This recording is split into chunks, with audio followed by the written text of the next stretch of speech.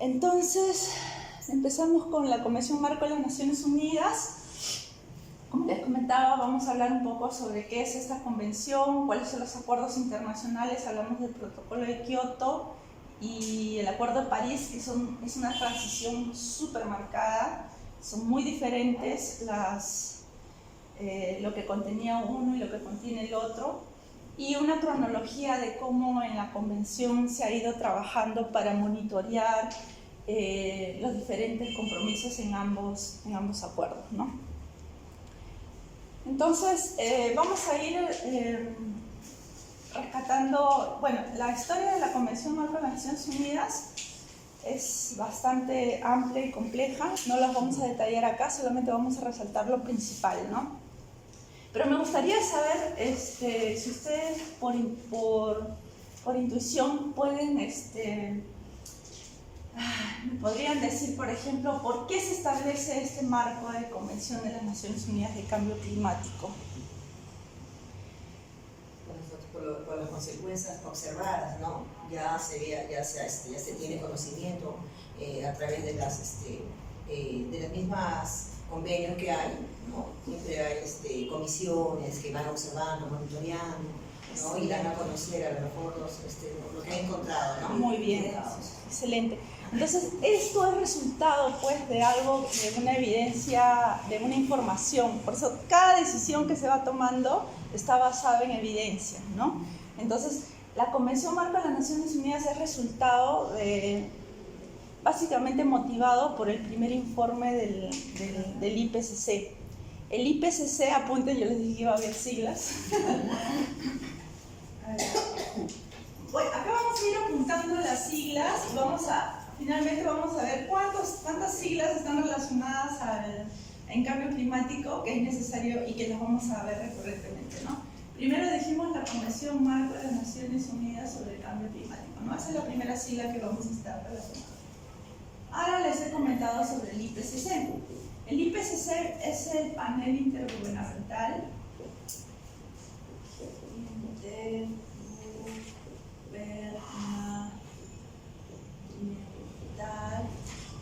de expertos sobre cambio climático.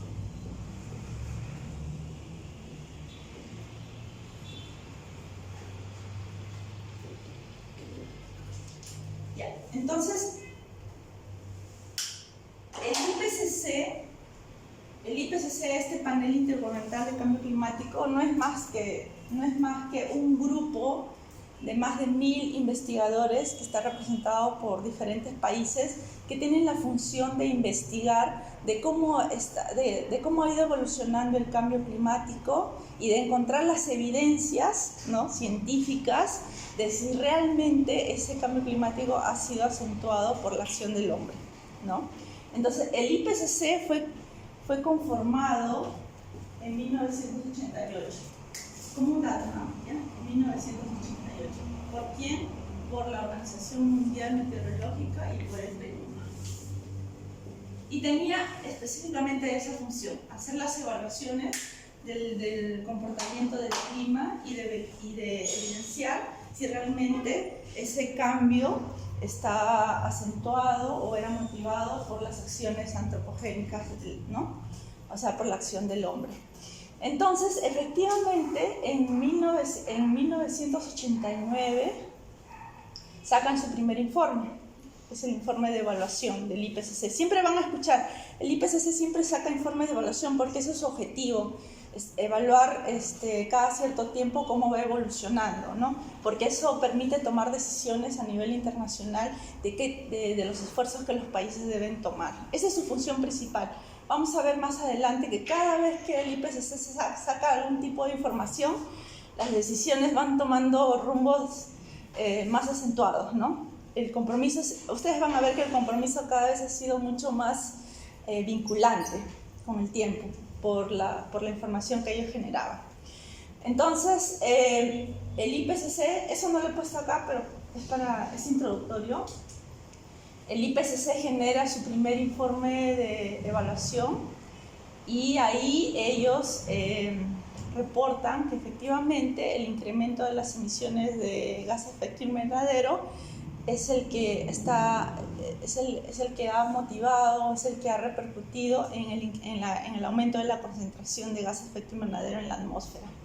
Entonces, como ellos sacan esta información, los países se reúnen en la cumbre de Río y deciden que debe haber una convención marco de las Naciones Unidas que atienda este tema, ¿no? Que genere los acuerdos entre los países para que puedan abordar cómo frenar ese cambio climático que se viene generando por la acción del hombre, ¿sí? Entonces, en la Convención Marco de las Naciones Unidas, entonces se aprueba en la cumbre de Río. Escucharon hablar de la cumbre de Río en 1992, pero entra en vigor en 1994 con la firma de 195 países, ¿no? Son 195 países los que son miembros de esta convención. Los países que forman parte de esta convención se llaman las partes. Estos países, los países que firman esta convención reconocen que hay un problema generado por las emisiones de gases de efecto invernadero, ¿no? Ese es el meollo del asunto, ¿no? Por eso es que se conforma esta convención, ¿no? Y que, y que el cambio climático es una de las cuestiones más democráticas que hay en el mundo, porque es igual para todos, ¿no? Nos afecta a todos por igual. Y aquí en la convención se establecen dos tipos de miembros: a los países industrializados y a los países en desarrollo. ¿Por qué? En la Convención Marco de las Naciones Unidas, como se hace el análisis de la información sobre el comportamiento del crecimiento de los países y los impactos que hay en el ambiente, entonces ahí se evidencia que los países industrializados son los principales responsables de las emisiones de gases de efecto invernadero. ¿Por qué? Porque todo crecimiento económico conlleva la generación de gases de efecto invernadero, ¿no? Y los países en desarrollo son los que, bueno, no son grandes emisores, pero son los que son principalmente afectados por el cambio climático, ¿no? Entonces hay dos tipos de miembros, ¿no? Tenemos los países industrializados y países en desarrollo, y se establecen diferentes responsabilidades, ¿no? Cuando hablemos sobre la Convención Marco de las Naciones Unidas vamos a hablar de las responsabilidades comunes pero diferenciadas, lo vamos a ver más adelante. Entonces, ¿cuáles son los objetivos de esta convención? Como habíamos identificado, se crea porque detectan que hay un problema con el incremento de las emisiones de gases de efecto invernadero. Entonces su principal objetivo es estabilizar esas concentraciones de gases de efecto invernadero. Ese es su principal objetivo. ¿Por qué? Porque tienen que asegurar la producción de los alimentos que no se vean amenazados por este impacto del cambio climático. Pero se reconoce que hay países, o sea, los países en desarrollo, ¿no?, que todavía van a tener que seguir creciendo. Y el crecimiento involucra que generen emisiones de gases de efecto invernadero. Entonces, se establece una serie de consideraciones en el sentido de que se tienen que permitir que estos países sigan creciendo, pero de una manera sostenible, ¿no? En ese momento, ¿a cuántos grados estaba? ¿Cómo? ¿A cuántos grados estábamos en el 92? O sea, digamos, se habla de estabilización, ¿a qué? Lo que pasa es que se hace hacen como una proyección, okay, algo así, y ellos identifican, el objetivo real es, por ejemplo, que las concentraciones, limitar el incremento de la temperatura en menos de 2 grados centígrados y con un esfuerzo adicional a 1.5 grados centígrados. O sea, esa es la meta. No te dicen en cuánto estaban, ¿no? Pero el esfuerzo, digamos, Es la meta desde el inicio. O sea, claro, desde ahí, ese es el objetivo. Desde que se firma la convención, el objetivo es limitar el incremento de la temperatura a 2 grados centígrados, pero con un esfuerzo, con un mayor, o sea, mirando a un esfuerzo más, comprometido a que sea 1.5, porque esos son como los límites. o sea, si se incrementa más de 2, ya el sistema climático empieza a desbordarse, ¿no? Entonces los efectos son mucho más devastadores. Por eso es que se fija esa meta, ¿no? Sí. En el 92 se dio el Río de Janeiro, ¿verdad? Sí, exactamente. Y ahí nace, es en ese mismo... Ahí se adopta. Ahí se adopta. Es como que tenemos una reunión y decimos, no, mira, nos ponemos de acuerdo en algo porque sabemos que tenemos que abordarlo y ahí todos nos ponemos de acuerdo. Ese de acuerdo se llama adopción. Adoptamos la creación de esto, pero entra en vigor, o sea, entra en vigor quiere decir cuando todos nosotros finalmente firmamos un documento diciendo que sí vamos a adherirnos a esa convención. O sea que dentro del convenio de Río se trató, ya Exacto. Y ahí nació y ahí mismo se trató. Ahí mismo se trató, se crea, se establece, ¿no? Se crea esto, pero se va a entrar en vigor cuando los países firmen. Entonces, ¿cuándo ocurre eso?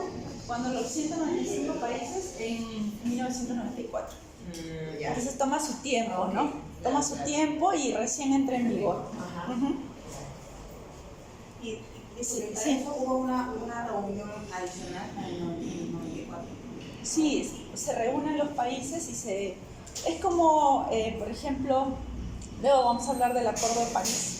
Por ejemplo, hubo bueno, me estoy adelantando, pero esto cuando se adopta la convención, los países empiezan a reunirse anualmente porque tienen que empezar a discutir, a ponerse de acuerdo cuáles van a ser los compromisos de los países para hacer frente al cambio climático, ¿no? Entonces empieza una serie de negociaciones, todo eso se llama negociaciones internacionales, ¿ya?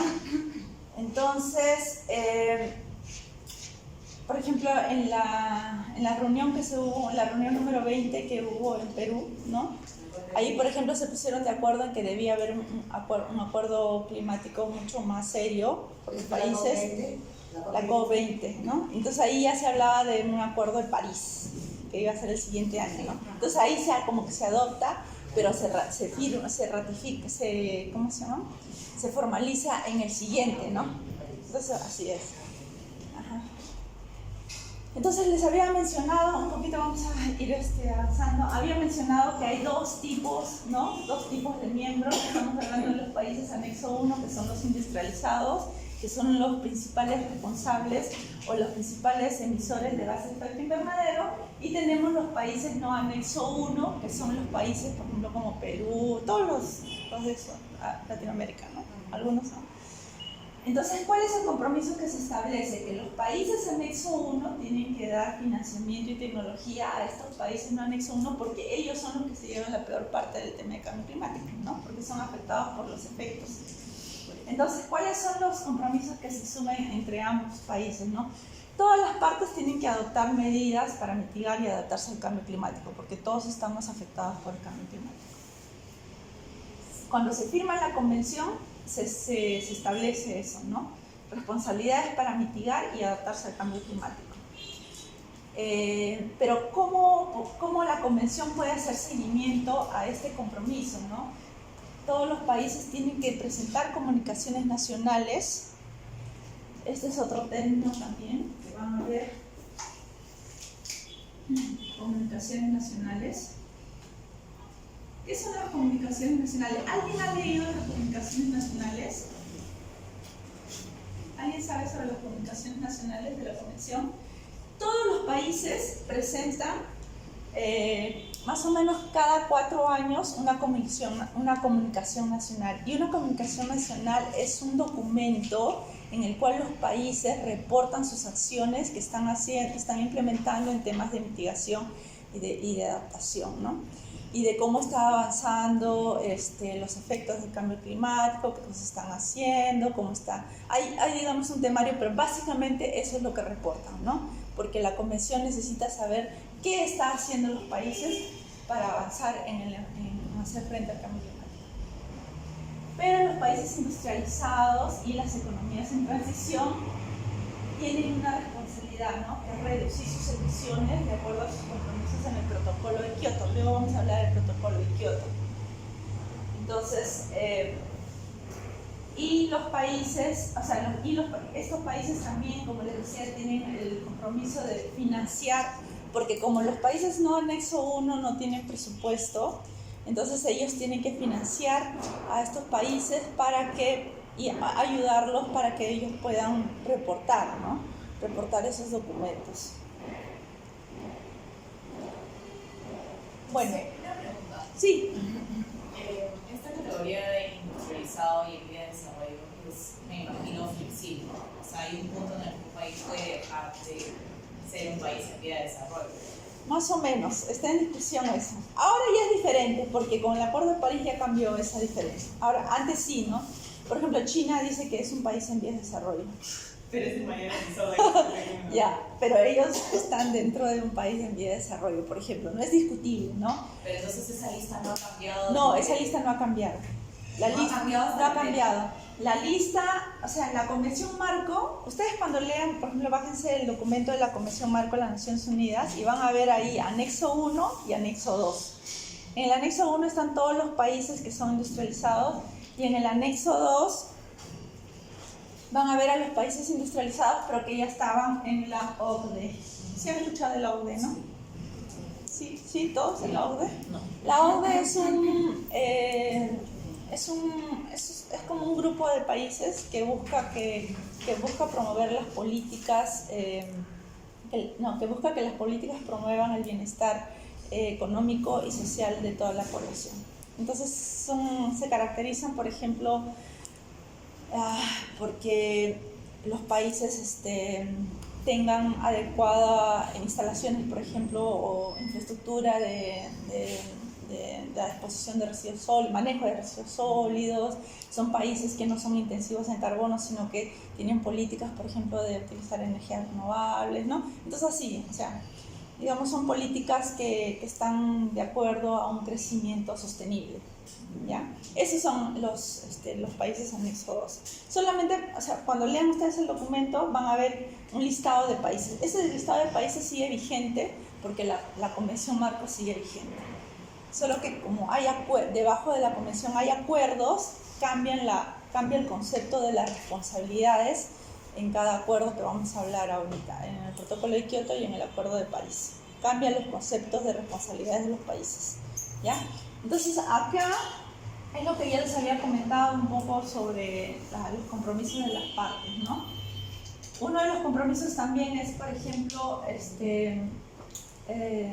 elaborar sus inventarios de gases de efecto invernadero, que es el principal indicador, puede decirse, de medir los niveles de emisión de cada país, ¿no? Entonces es la única forma en la que nos podemos comparar todos los países de quién está emitiendo, quién es el responsable, ¿no? de la concentración de gases de efecto invernadero. Ese es uno de los principales, ¿no? Y nosotros también lo elaboramos, claro, ¿no? Pero como esta convención, digamos, tiene toda una estructura organizacional, ¿no? Porque estos países se reúnen anualmente, entonces necesitan de dos cuerpos, internamente se han organizado y tienen el apoyo de 2 órganos subsidiarios permanentes, o sea, que dan apoyo a la organización de esta convención. Se llama el órgano subsidiario de asesoramiento científico y tecnológico. Ese es otro término que ustedes lo van a, si en algún momento van a leer documentos, eso lo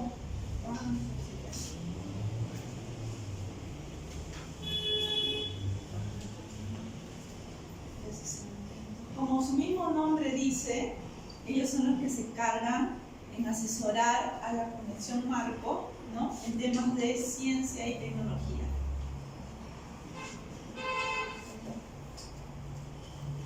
Y el otro órgano que se llama el SBI, es otra sigla, es el órgano, ¿sí?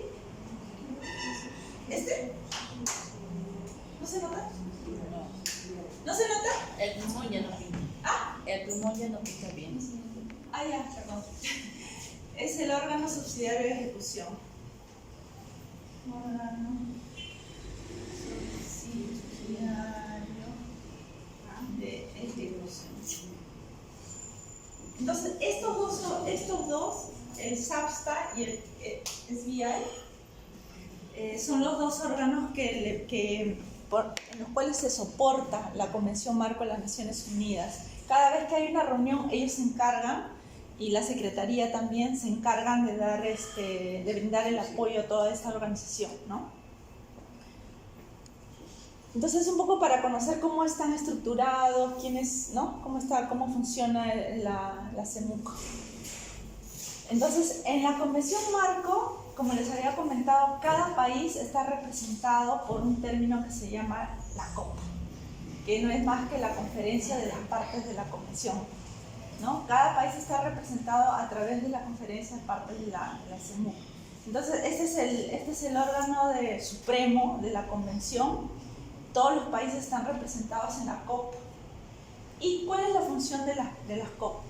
¿Qué es lo que hacen? En la COP las partes revisan la implementación de esta convención y los instrumentos que adopta esta COP, ¿no? Y deciden cómo se implementa la convención y todos los arreglos institucionales y administrativos. Ustedes han escuchado hablar de la COP 1, COP 2, COP 20, COP, ¿no? Esta es la COP. Esa es la reunión de los países que se da de forma anual, donde, y las reuniones, en todas las reuniones siempre se decide, siempre se revisa información y siempre se decide, constantemente, todos los años se deciden cosas. Entonces, este es otro término, la COP, que es la conferencia de las partes.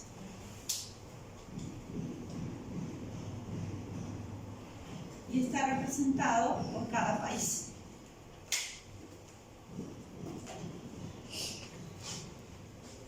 Entonces acá no he encontrado una lámina más actualizada, pero digamos, están en cada COP todo lo que se ha ido discutiendo, ¿no? Cada COP es un año, desde que empezó la implementación de la convención. Entonces, sí.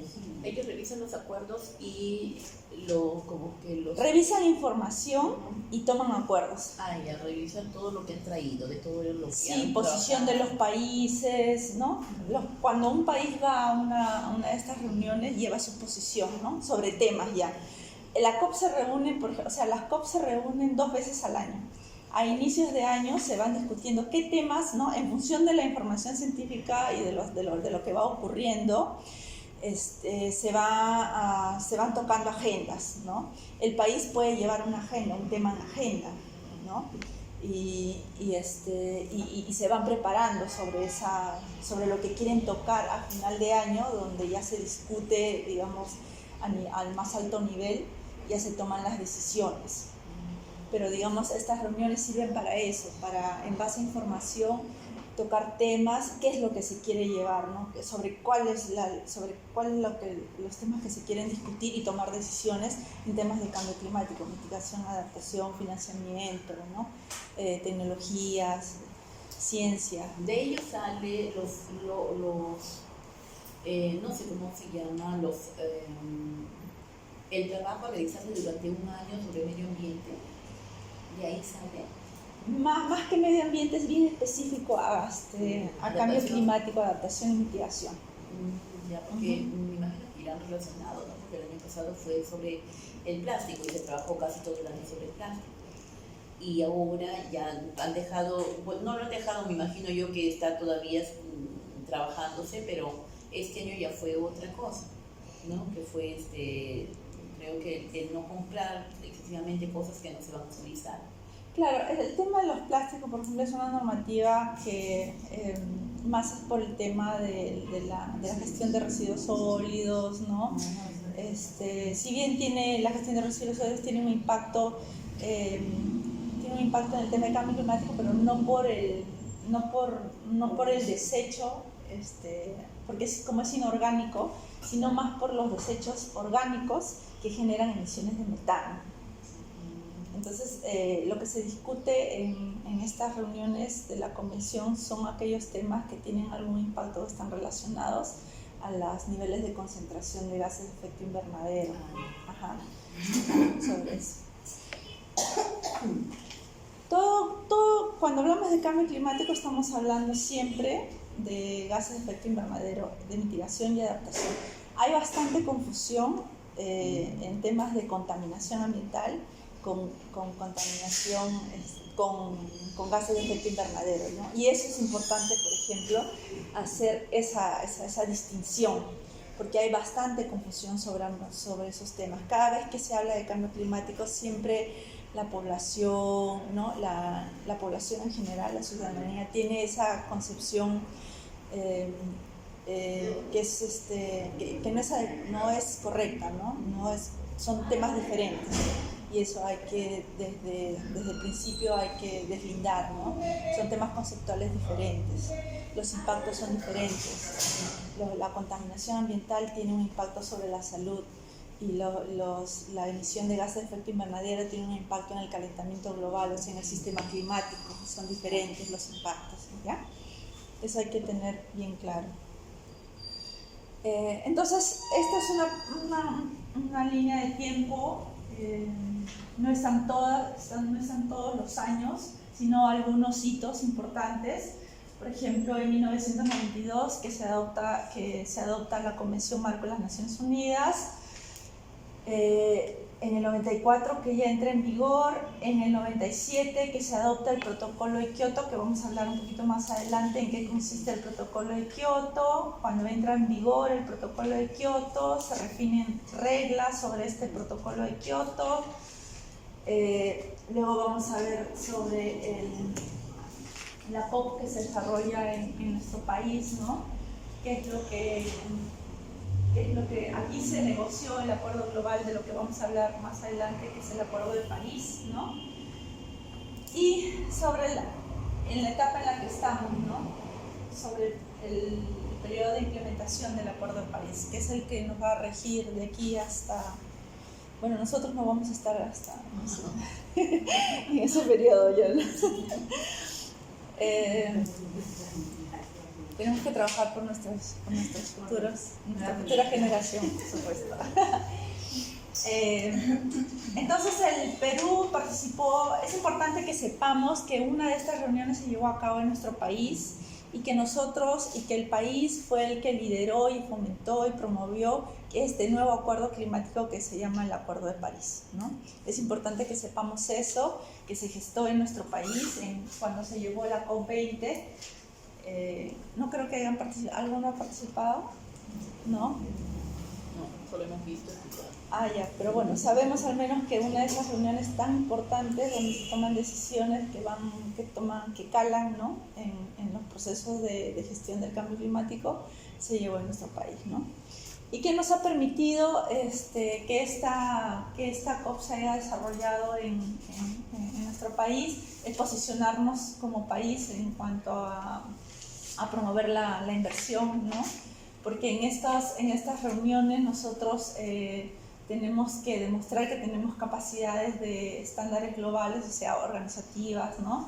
De políticas, de toda la organización, y demostrar nuestros avances en la gestión del cambio climático, ¿no? Promovemos siempre la cultura, el comercio, el turismo. Entonces son espacios ¿no? Y oportunidades en las que el país demuestra todo lo que estamos haciendo en cuanto a la gestión del cambio climático y promovemos la inversión, ¿no? Bueno, entonces ahora vamos a hablar un poquito ya entrando al tema del Protocolo de Kioto. La Convención Marco de las Naciones Unidas tiene como dos hijitos, ¿no? El primer hijito es el Protocolo de Kioto. El Protocolo de Kioto es el primer acuerdo vinculante que se gestó en el marco de la Convención Marco. ¿Por qué? Porque es la primera vez en el marco de estas negociaciones que se establecen responsabilidades de reducción de gases de efecto invernadero. Antes siempre se estuvo negociando, viendo la forma de cómo hacer vinculante, de cómo hacer de que los países realmente hagan acciones de reducción de emisiones, pero nada era vinculante, ¿no? Con el Protocolo de Kioto se establecen metas de reducción para los países industrializados, ¿no? Entonces, este acuerdo de protocolo también tiene su conferencia de partes, ¿no? No todos los países que forman parte de la convención ratificaron el Protocolo de Kioto, por ejemplo. ¿Quiénes no estaban ahí, por ejemplo, en el Protocolo de Kioto? Estados Unidos, Canadá, Andorra, ¿no? Algunos países. Son los que más. Exactamente. Entonces, ellos, por ejemplo, no estaban acá, ¿no? No todos los que están en la convención están en el protocolo de Kioto. Y no todos los que están en la convención ahorita también están en el Acuerdo de París, por ejemplo, ¿no? Entonces, ellos tienen como su propia... Así como la convención tiene su propia organización, el protocolo de Kioto también tiene. ¿Por qué? Porque ellos también tenían que establecer sus reglas de funcionamiento, sus reuniones, ¿no? Y medir el avance de sus compromisos que asumieron cuando firmaron el protocolo de Kioto. Más adelante voy a hablar un poquito más de esto. Entonces, Solo quería... ¿en qué año fue esto? ¿En qué año? No. El protocolo de Kioto se firma en el 97, pero entra en vigor en el 2005. Más adelante lo voy a... Ajá, acá ahorita el objetivo de esta lámina es simplemente hacer como un símil, ¿no? Así como la convención tiene su representación a través de la COP, en el protocolo de Kioto también tiene la representación de los países a través de la CMP. CMP. Es otra sigla. CMP. Ya, lo voy a poner así nada más para que nos vayamos recordando. Acá están ya es la conferencia de las partes reunidas en calidad de protocolo de Kioto. Entonces, ¿qué hacen estas partes que se reúnen anualmente también en el mismo espacio de la COP? En el mismo espacio de la reunión de la Convención Marco, estas reuniones también se dan ahí, solo que tienen su reunión solamente aquellos países que la conforman y que toman sus decisiones, que analizan la información también, ¿no? Entonces ellos revisan la implementación de este protocolo y deciden cómo efectivizar ese protocolo, ¿no? Ahora que tenemos Acuerdo de París, de igual forma, como les comentaba, no todos de la convención también están acá, ¿no? ¿Quiénes no están acá, por ejemplo? ¿Quiénes no están en el Acuerdo de París? ¿Qué país no está en el Acuerdo de París? Estados Unidos sí está, pero ¿se acuerdan que hace 2 años dijo que se iba a salir? Bueno, menos mal no se ha salido todavía. Esperábamos un peor escenario, pero no pasó nada. Al contrario, muchos países fueron adheriéndose al protocolo, lo cual ha sido una buena respuesta, porque en realidad la evidencia científica es real, ¿no? O sea, es inevitable, eso es algo que es real. Entonces, los países no podemos hacernos a los ciegos y contradictoriamente es como que si lo castigaran a Trump, ¿no?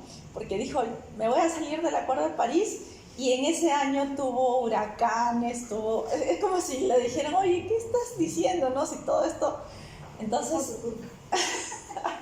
Entonces, igual que el Acuerdo de París también tiene su cuerpo de representación, que es la conferencia de las partes reunidas en calidad de las partes del Acuerdo de París, y eso se llama, CMA. Es otro siglo. Entonces, cuando vean COP, son las partes que se reúnen en el marco de la convención. Cuando vean CMP, son las partes que se reúnen para ver el protocolo de Kioto. Y cuando vean CMA, son las partes que se reúnen para tratar temas del Acuerdo de París. ¿Ya? Y bueno, después les habíamos visto, ¿no? Que estas tres representaciones que tienen los países están apoyados por estos órganos subsidiarios de asesoramiento científico y tecnológico que básicamente apoyan a estas tres, a la Convención, al Protocolo de Kioto y al Acuerdo de París, en proporcionar información oportuna sobre tecnologías y información científica, ¿no? Igual el órgano subsidiario de implementación, el SBI, igual apoya a los tres cuerpos, ¿no? A la Convención, al Protocolo de Kioto, al Acuerdo de París, en revisar y evaluar información que permita la implementación efectiva de esos tres. Ahora, la Secretaría, también van a escuchar hablar sobre la Secretaría de la Convención, que es básicamente todo un equipo, ¿no? de personas que provienen de diferentes países, como 100 países, por ejemplo, ¿no? Y que ellos son los que se encargan de revisar toda la información que proveen las partes que les comentaba, ¿no? Los países siempre están investigando y viendo qué información se va a discutir en las COP, en las COP, en las CMA, ¿no? Entonces, para eso están ellos, ¿no? Para apoyar en todo ese proceso organizacional, logístico, ¿no? Ellos ven la COP, la CMP. Sí, apoyan a esos tres. También. Entonces, y ahorita nuestra secretaria actual es la señora Patricia Espinosa, que es de México, ¿no? A ver, les había mencionado que estos espacios de reuniones que tienen los países anualmente, 2 veces al año, son para discutir información, es para tomar decisiones, ¿no? En temas de cambio climático, priorizando temas, ¿no? E intereses de cada país. Entonces, lo que pasa en estas negociaciones es que a veces cuando tú vas como país solito, no eres vos, ¿no? Se pierde, ¿no? Entre los 190 y tantos, 180 y tantos países, ¿no? Entonces lo que ha ocurrido es que muchos países se han agrupado en bloques, ¿no? ¿Por qué? Porque así suman fuerza y posición al momento de una negociación internacional. Es como ahorita, ¿no? Queremos discutir algo y la única forma de hacer presión o de llevar una decisión por un camino es hacer bloques, ¿no? Entonces, por ejemplo, en los países anexo 1 hay grupos de países, hay un grupo son bloques de países que tienen esos nombres, ¿no? La Unión Europea, el Grupo Paraguas, esos solamente son países que son bloques formados por países anexo 1. Hay grupos que son formados anexo 1 o en desarrollo. Todos se agrupamientos según interés, ¿no? Según los intereses de los países. Entonces ahí tenemos el G77, por ejemplo, que son los países en desarrollo. Como les decía, ahí está la China, porque ellos dicen que todavía son países en desarrollo, ¿no? Ellos son muy heterogéneos, pero hacen un bloque importante. Entonces ahí tenemos el grupo africano, que son países no anexo 1, por ejemplo, los países menos desarrollados, alianzas de pequeños estados insulares, y así, ¿no? Se van formando, cada quien va según su interés y van especificando temas, también tienen un tema específico, ¿no? Que van a negociar a estas reuniones. Cosas que los relacionan a ellos. Sí, hay temas de interés, ¿no? Se reúnen por temas de interés, ¿no? ¿Nosotros dónde estamos? Ah, es una buena pregunta. ¿Dónde estamos nosotros? ¿En vías de desarrollo con China? Acá. También, acá estamos, en el grupo AILA. Son los países de América Latina y el Caribe. Entonces nosotros, ¿qué es lo que hacemos? Tocamos un tema, ¿no? O sea, vemos qué temas se van a discutir en la siguiente reunión y vamos fijando posición, ¿no? O sea, hay una posición como país y como grupo, ¿no? Entonces hay reuniones internas donde van tejiéndose, va creándose cuál va a ser la postura como grupo y como país. Entonces, cuando uno participa en este tipo de reuniones que se realizan, se va a dar cuenta, ¿no? Que los países se van agrupando según intereses y las negociaciones entonces también van tomando unos rumbos, ¿no? Ahora, ¿pero quiénes más participan en estas reuniones de la convención? Que van en calidad de observadores, ¿no? Porque no tienen, como no son representados, o sea, no van como representación de un país, sino, pero van como interesados del tema, ¿no? Por ejemplo, ahí tenemos grupos a estas reuniones van jóvenes, van empresas privadas, ¿no? Van los pueblos indígenas, la academia, ¿no? Diferentes actores que tienen, digamos, algún interés de promover algún tema. O por ejemplo, hemos visto también que algunos rechazan, ¿no? Algunas posiciones también que se van discutiendo o van forzando, ¿no? Pidiéndoles más compromiso, ¿no? Porque a veces no en todas las COP se han tomado decisiones. Ha habido fracasos, por ejemplo, que los países no han llegado no se han puesto de acuerdo y no han decidido nada. Entonces, y hay presión, el IPCC siempre va sacando informes de sus evaluaciones y siempre va evidenciando que realmente con lo que estamos haciendo no vamos a cumplir la meta. Entonces, todos estos actores que van en calidad de observadores van como a presionar, no sé si el año pasado ustedes se acuerdan de una niñita. Sí, justamente. Ya, por ejemplo, ¿no? Ella empezó a presionar. Entonces ese tipo de actores, ella por ejemplo es observadora, no tiene voz ni voto, pero digamos ejerce presión digamos a todo el cuerpo político, ¿no? Que presiden en estas reuniones. ¿Sí?